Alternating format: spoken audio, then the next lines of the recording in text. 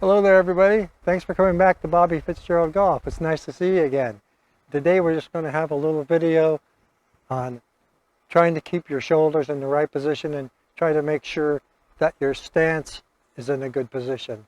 But mostly we're going to concentrate on our lead shoulder and to make sure that it keeps the same plane that we start with.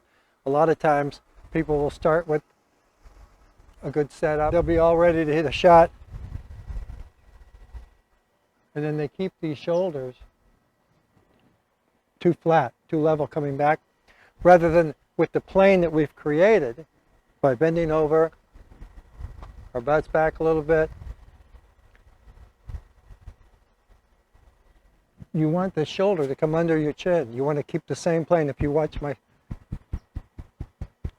solar plexus here, even though I'm turning away, it stays the same distance.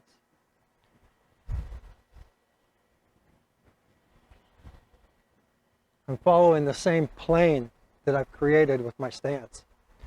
And a lot of people, you know, they're lifting up, they're doing all kinds of things to get out of position.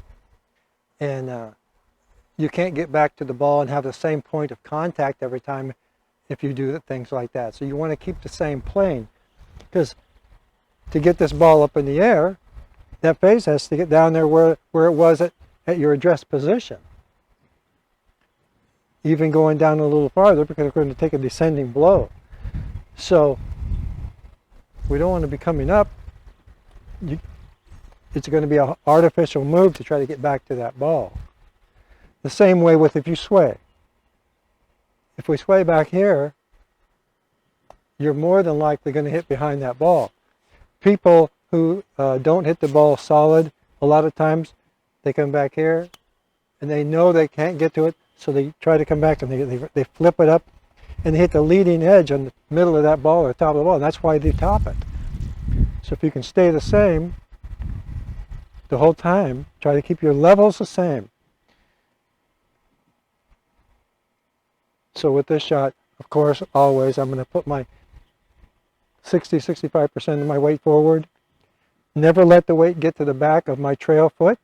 We want it to come in this way so that we keep the same position that we're at. We're just making a turn. We're letting this, when we flare these out, you can see my hip. It opens up. That creates more room for me to come from the inside. It also puts less stress and pressure on your hip. And you don't need a hip surgery, right? Yeah. So we try to avoid that. We want to make a golf swing as simple as we can so that it can be repeated more often. And so that's what I'm here to help you do, is to get a repeatable swing and something that you can depend on. And so what's going to help you is having this shoulder, make sure you go, seems like you're going down. It's going to be down. You're not going to come around. You got to keep that shoulder with the same plane you're on so the club can come back on the same plane to strike the ball and to get it into the air. So that being said, all the other fundamentals we've gone through before, but even though this is to help you with the shoulder, this is mostly about the shoulder, we're still going to have a few reminders, because we always need reminders. We need as much help as we can. And the more we ingrain something, the more it stays with us. So I'm going to put most of my weight, my 65% of my weight on my left side, so that I can make sure I'm going to have a descending blow.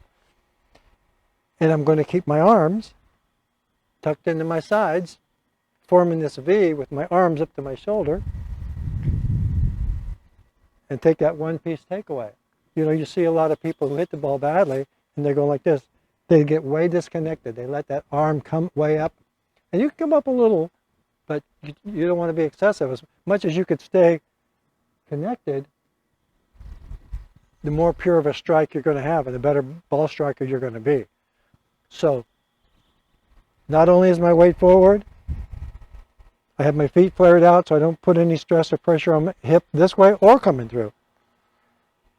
I want this foot flared out too, your lead foot, so that when you come through, it's an easy come through.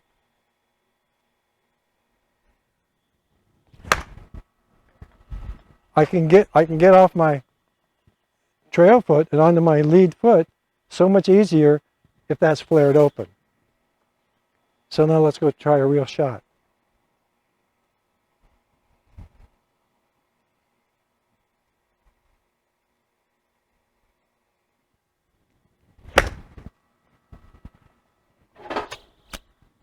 It should have looked to you like my shoulder was coming down more. What it's really doing is just coming on the same plane and trying to get under my chin.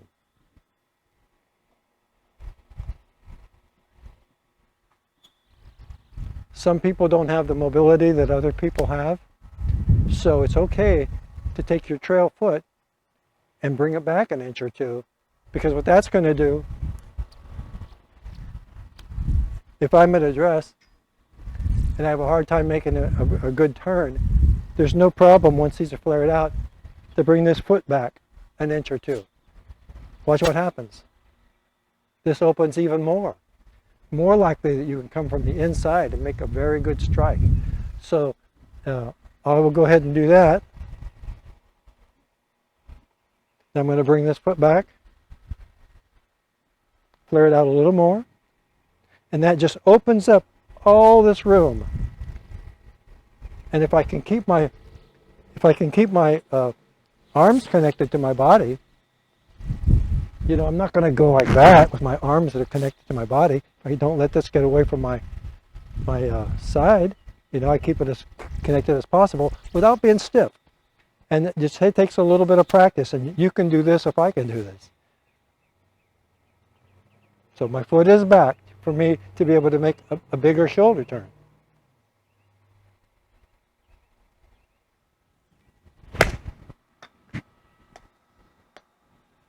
And you can hear how much more solid that is, because I'm staying in the same position, and I'm going to have the same point of contact if I do that every time. So it becomes all the repetition that you do is going to build a foundation for a great golf swing, that you get up there and you put your weight a little forward. Whether you want to bring this back is up to you if you need more room back there, but at least flare it out a bit. And then try to keep everything the same. Your hands ahead, your weight is ahead. Weight, when you have your weight shift, you only feel the weight on the inside of this trail foot. So I'm really not going back there. All I'm doing is allowing this hip to turn. That's all I'm doing. And my core does all of the turning. My shoulders don't come independent from my core. I move just like Iron Byron. They used to show Iron Byron on TV. It was a machine, and these are made out of steel. You can't move it any which way. It's connected to a rod. The rod takes this back, and then it has a little hinge here, and boom. So we really should try to learn something from that commercial with Iron Byron, that you don't need to break these V's down. You know, keep connected. Okay, here we go.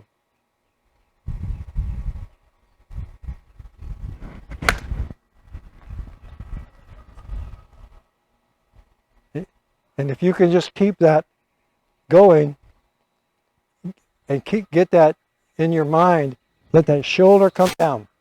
Let that shoulder come down, because you're really just staying with the plane that you're on. I'm on this plane. It's going to go like this. If this comes this way, my shoulder is going to come with it. I'm trying to get my shoulder as close as I can to getting under my chin for that 90-degree takeaway.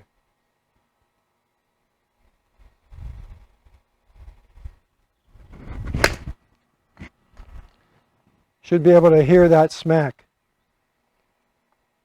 And when you're doing that all day and hitting good shots, you might start hitting the ball a little farther. So keep a journal. See how far, when you're hitting the ball solid like that a 7-iron goes, or a 6-iron goes, or how far you hit a pitching wedge. You might start hitting a pitching wedge 10, 15 yards farther, because you're going to be hitting it a lot more solid. I put my hands ahead, which basically is de-lofting this club a little bit. You know, you see the guys on tour and you go, how the heck did they hit the ball that far with that iron? Their hands are ahead. When they get the impact, they're like this.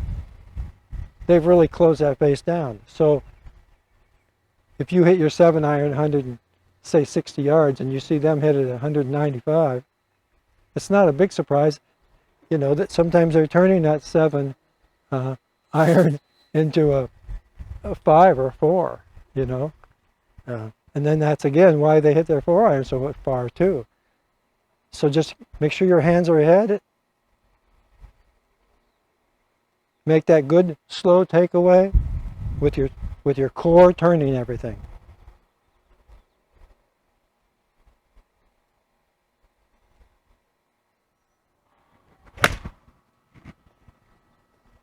Just like that.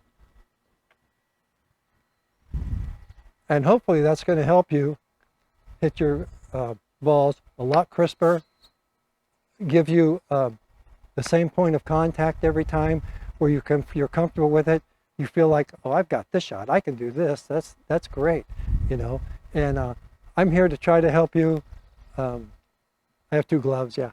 I like the grip that with my right hand with the glove on. And I have a little spot on my hand. The doctor said keep it covered up. Been that way for 30 years now, and so it's working, you know. And so anyway, keep the same point of contact and develop this routine of making sure if you go off a little bit, start hitting the ball not quite as solid, maybe glancing a little bit, pay attention. Are you letting this go under? Are you letting this go under? Following the same line. You want to follow the same line of that plane the whole time. And keep your V's connected, because that's what's moving your body. Your core is moving your shoulders, and your arms are coming along for the ride. And as much as you can possibly stay to that, the more crisp and good shots you're going to have. So hopefully this is going to help you. Until I see you next time, remember to always have fun and never give up.